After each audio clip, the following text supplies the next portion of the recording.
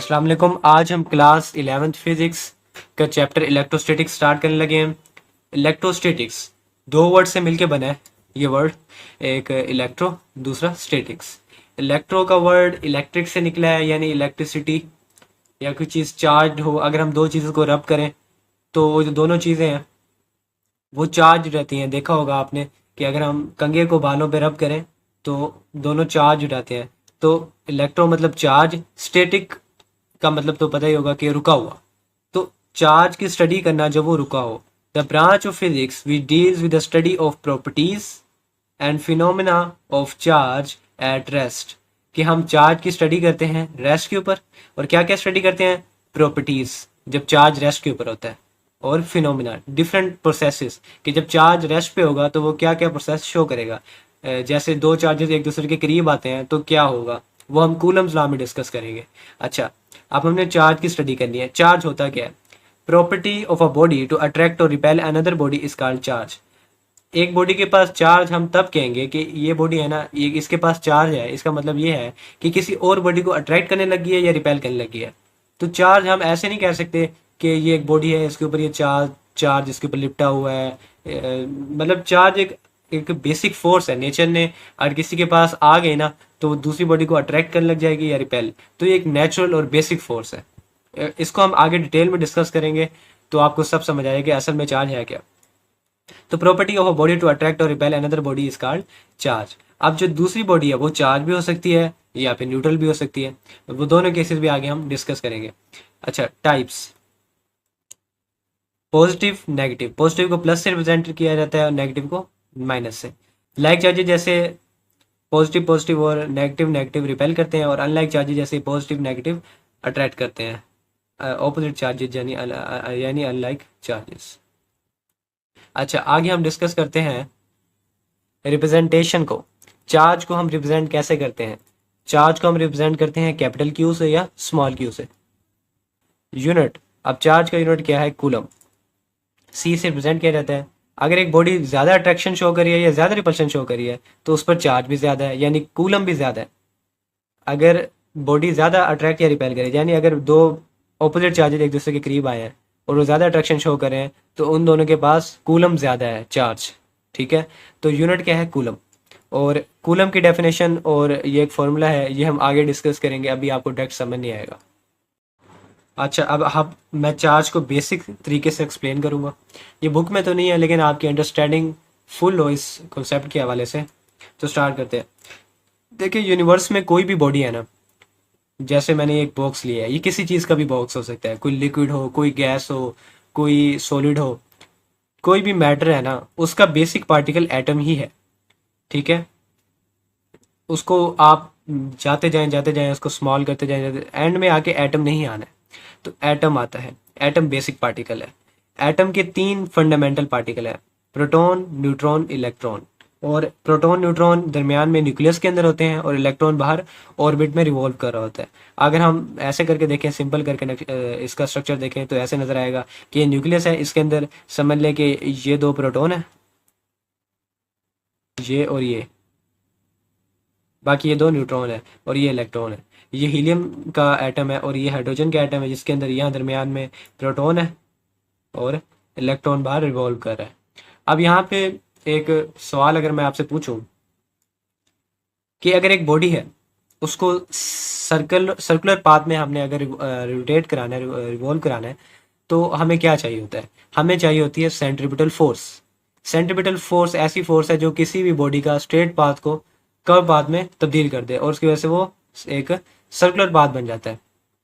यहाँ पर भी सेंट्रीपिटल फोर्स है, क्योंकि इलेक्ट्रॉन सीधा जाना चाहता है अपनी वेलोसिटी की वजह से, लेकिन उसको सेंटर की तरफ कोई खींच रही है चीज़, हर पॉइंट पे खींच रही है, जिसकी वजह से उसका स्ट्रेट पाथ एक सर्कुलर पाथ बन गया है। सिमिलरली इस केस की तरह जो अर्थ और मून का केस है, अर्थ और मून के केस के अंदर भी ऐसा है कि मून सीधा जाना चाहता है लेकिन अर्थ उसको सेंटर की तरफ खींच लेती है।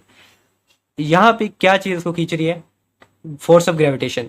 तो सेंट्रीपिटल फोर्स आपको पता है कि एक नई फोर्स नहीं है, ये एक पुरानी फोर्स होती है, मतलब वो सेंट्रीपिटल फोर्स के तौर पे एक्ट करती है। तो यहाँ पे ग्रेविटी की फोर्स सेंट्रीपिटल फोर्स के तौर पे काम कर रही है, जो उसको हमेशा सेंटर की तरफ खींचती है और उसकी वेलोसिटी पे परपेंडिकुलर फोर्स लगाती है, जिसकी वजह से उसका सर्कुलर पाथ बन जाता है। अर्थ और मून के दरमियान ग्रेविटी क्यों है? क्योंकि अगर हम ग्रेविटेशन फोर्स का फॉर्मूला जो न्यूटन ने दिया है वो देखें, तो मैस ऑफ अर्थ और मैस ऑफ मून ये बहुत ज़्यादा है, जिसकी वजह से फोर्स की कोई वैल्यू आ जाती है और काफ़ी वैल्यू आ जाती है, जिसकी वजह से फोर्स हमें नज़र आती है। अगर कोई स्मॉल मैसेज हो, छोटे मैसेज हो, जैसे इंसानों के हो गए, उनको देखें तो यहाँ पे वैल्यूज पुट करें, एक इंसान की वैल्यू और दूसरे इंसान की वैल्यू, तो फोर्स की वैल्यू बहुत स्मॉल आती है, क्योंकि इसकी वैल्यू 10⁻⁻11 में है।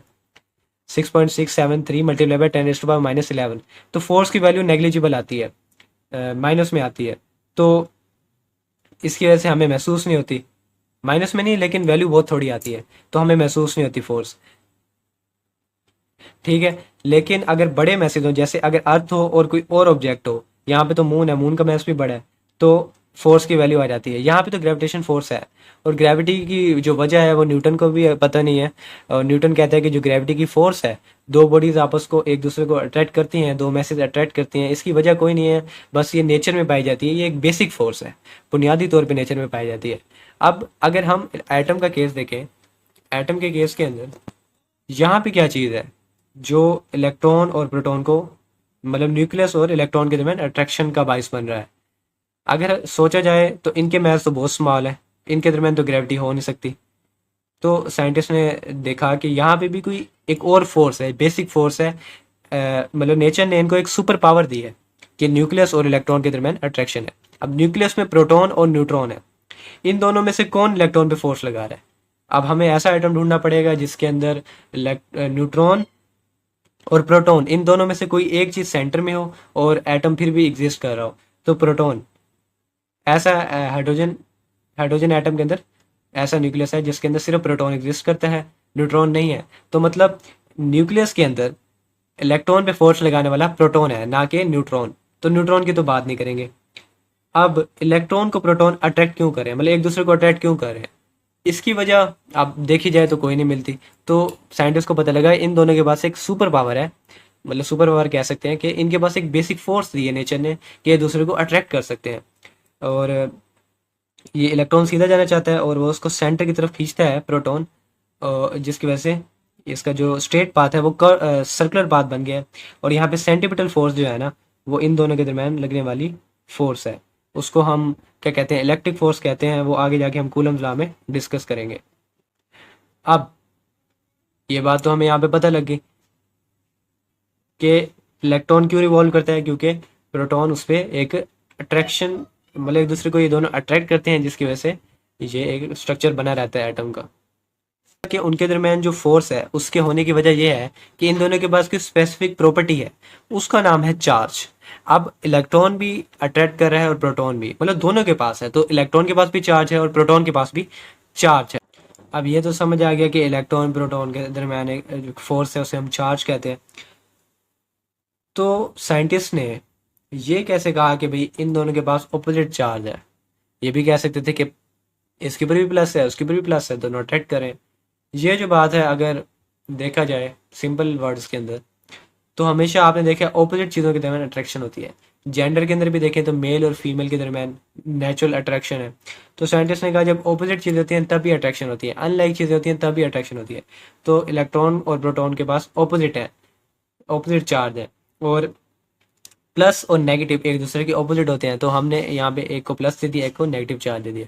अब एक इलेक्ट्रॉन को नेगेटिव क्यों दिया और उसको प्लस पॉजिटिव क्यों दिया, ये तो साइंटिस्ट की मर्जी है। लेकिन यहाँ पे जो चार्ज ऑपरेट देने की वजह यही है कि ऑपोजिट चीज़ों के दरमियान अट्रैक्शन होती है। अब जितना चार्ज इलेक्ट्रॉन पे है उतना ही प्रोटॉन पे है। क्यों? क्योंकि because as a whole atom is neutral. Atom को अगर देखें तो एटम न्यूट्रल है, दोनों एक दूसरे को कैंसिल कर देते हैं।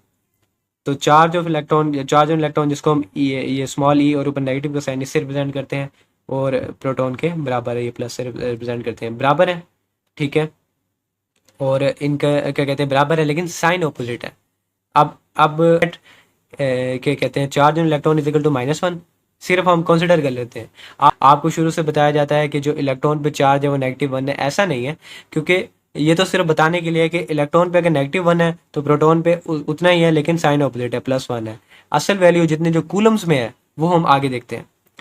अच्छा, हमने देखा कि कंसिडर कर लिया कि भाई इलेक्ट्रॉन पे -1 है तो उस पर प्रोटॉन पे +1 होगी, क्योंकि दोनों एक दूसरे के बराबर और ऑपोजिट हैं।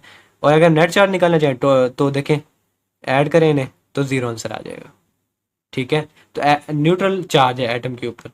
और एक्चुअल वैल्यू अब देखते हैं, what is the actual amount of charge on electron in its unit यानी कूलम के अंदर।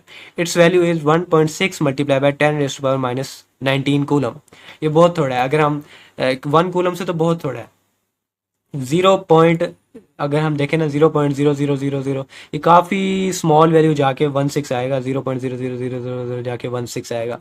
तो एक इलेक्ट्रॉन पे जितना चार्ज है ना वो बहुत थोड़ा है 1 कूलम से, और इसकी वैल्यू है 1.6 मल्टीप्लाई बाय 10⁻⁻19 कूलम। आप सोच रहे होगे कि एक इलेक्ट्रॉन पे साइंटिस्ट को चाहिए था 1 कूलम चार्ज दे दें, ये तो बड़ी आसान बात हो जाती, लेकिन साइंटिस्ट ने ऐसा नहीं किया। इसकी वजह भी है, वो आगे हमें डिस्कस करते हैं। अच्छा, ये बात तो हमें पता लगी कि इलेक्ट्रॉन पे चार्ज इतना है और प्रोटॉन पे उतना ही है, लेकिन साइन ऑपोजिट है। और यहाँ पे एक इंटरेस्टिंग सा पॉइंट मैं आपको डिस्कस कर दूं कि इस पूरे यूनिवर्स के अंदर सबसे स्मॉलेस्ट वैल्यू ऑफ चार्ज जो है ना किसी भी पार्टिकल के ऊपर, वो इलेक्ट्रॉन पे चार्ज है या फिर प्रोटॉन पे, दोनों पे बराबर ही है ना। तो मैंने क्या कहते हैं साइन को इग्नोर किए, वैल्यू लिखी है कि सबसे कम चार्ज जो है ना ई ही है। ये ना ई क्या कहते हैं आवर 2 है, बिल्कुल नहीं है, ना ई आवर 3 है। ये एमसीक्यूज के अंदर भी आता होता है कि सबसे कम वैल्यू कितनी है चार्ज की, तो ई है, स्मॉल ई। इससे ना ज़्यादा, इससे कम नहीं हो सकती, ज़्यादा हो सकती है, कम नहीं हो सकती। ठीक है। अच्छा, अब यहाँ पे एक इंटरेस्टिंग फैक्ट है, ये मैंने आपको, अगर कोई बच्चा जो है ज़्यादा थिंक करता है चीज़ों को और हर चीज़ की रीज़न निकालता है, तो मैंने कहा उन बच्चों के लिए कि यहाँ पे एक फैक्ट है कि मैस ऑफ प्रोटॉन है ना वो इलेक्ट्रॉन से 1836 गुना ज़्यादा है। वो अगर 1836 इलेक्ट्रॉन्स आ जाए ना फिर जाके एक प्रोटॉन बनता है, लेकिन इन दोनों के ऊपर चार्ज बराबर है। इसकी वजह क्या है? इसकी वजह यह है कि because proton is in nucleus and hold electrons in shells, it must be heavy and fixed. कि प्रोटॉन न्यूक्लियस के अंदर होता है, किसी भी अगर सर्कुलर बॉडी है जिसके दरमियान में सेंटर है और वो सेंटर जो बाहर चीज़ रिवॉल्व कर रही है उसको कंट्रोल करना चाहती है, जैसे अर्थ जो है वो सेंटर में है और जो मून है वो रिवॉल्व कर रहा है, तो अर्थ को फिक्स्ड होना चाहिए, हैवी होना चाहिए, ताकि वो मून को कंट्रोल कर सके। इधर भी ऐसा ही है, ताकि प्रोटॉन का जो है ना वजन ज़्यादा रहे और इलेक्ट्रॉन को कंट्रोल कर सके, तो इसलिए नेचर ने इसको हैवी बनाया। लेकिन दोनों पे चार्ज को सेम रखा है ताकि एटम न्यूट्रल रहे। अगर एटम के ऊपर जो क्या कहते हैं प्रोटॉन पे जो चार्ज है वो न्यूट्रॉन के बराबर ना हो, देखिए if the charge in proton is greater than the charge in electron, ठीक है, अगर ज़्यादा हो, चलो मैंने कहा ना कि बराबर नहीं हो सकते, कंसिडर कर लो कि प्रोटॉन का ज़्यादा है, फिर क्या होगा, atom as a whole become positive and repel the neighbouring atom. देखें ये एटम है, अगर उसका प्रोटॉन का चार्ज ज़्यादा है, अगर देखिए दोनों का बराबर होगा तो न्यूट्रल होगा, लेकिन अगर प्रोटॉन का ज़्यादा होगा तो एज अ होल तो वो प्लस ही होगा, उस पर थोड़ा सा प्लस चार्ज आएगा, दूसरे वाले पे भी प्लस चार्ज आएगा, तो साथ वाले एटम एक दूसरे को रिपेल करेंगे, due to which matter could not exist, तो मैटर तो एग्जिस्ट ही नहीं कर पाएगा। सिमिलरली अगर इलेक्ट्रॉन का चार्ज ज़्यादा हो तो atom as a whole negative होगा, जिसकी वजह से एटम का स्ट्रक्चर एग्जिस्ट ही नहीं कर पाएगा। अच्छा, अब यहाँ पे मैं एक बहुत इम्पोर्टेंट और बड़ा इंटरेस्टिंग सा क्या कहते हैं कॉन्सेप्ट एक्सप्लेन करने जा रहा हूँ। वो ये है कि हम कैलकुलेट करेंगे कि 1 कूलम चार्ज कितना होता है। हमने इलेक्ट्रॉन पे देखा 1.6 मल्टीप्लाई बाय 10⁻⁻⁻18 -19 कूलम चार्ज था।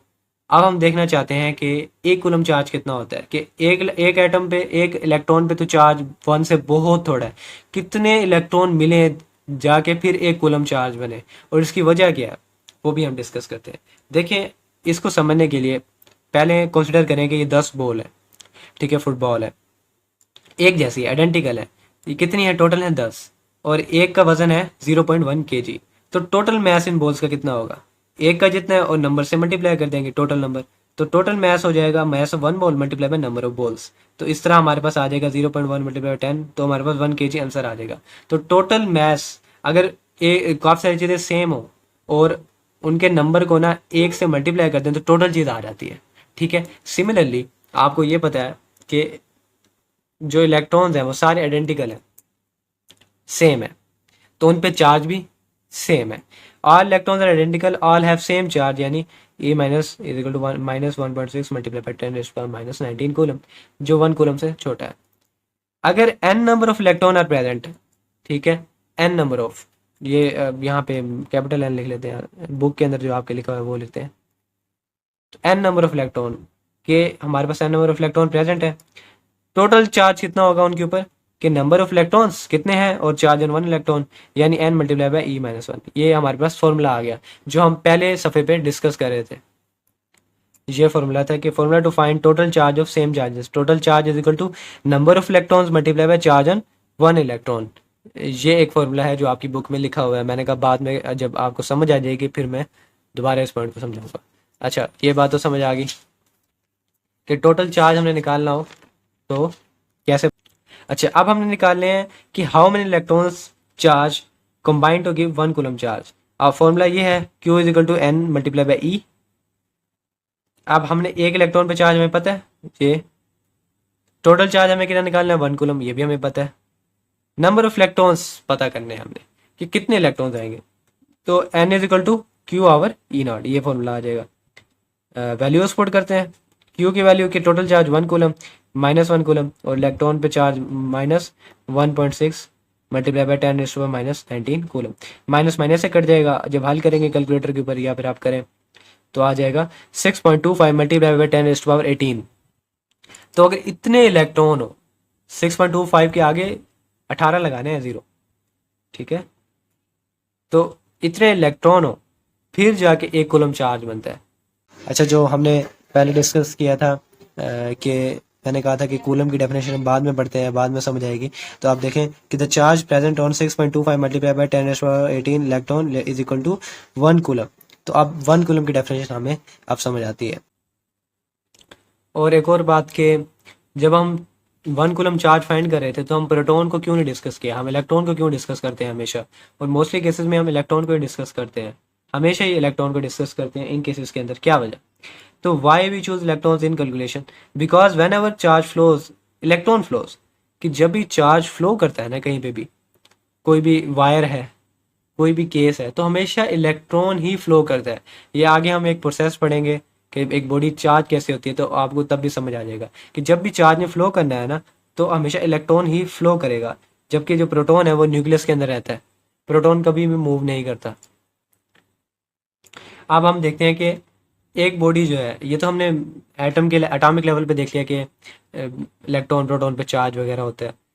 अब जो हम रियल लाइफ में देखते हैं कि जब हम कंघे से जब बाल को कंघी देते हैं या फिर जब बाल को कंघी देते हैं या फिर स्केल को हम बालों पे रगड़ते हैं, तो वो दोनों पे चार्ज क्यों आ जाता है, उसकी वजह हम देखते हैं। When bodies are rubbed, both gets charged because one body lose electrons and other gain electron.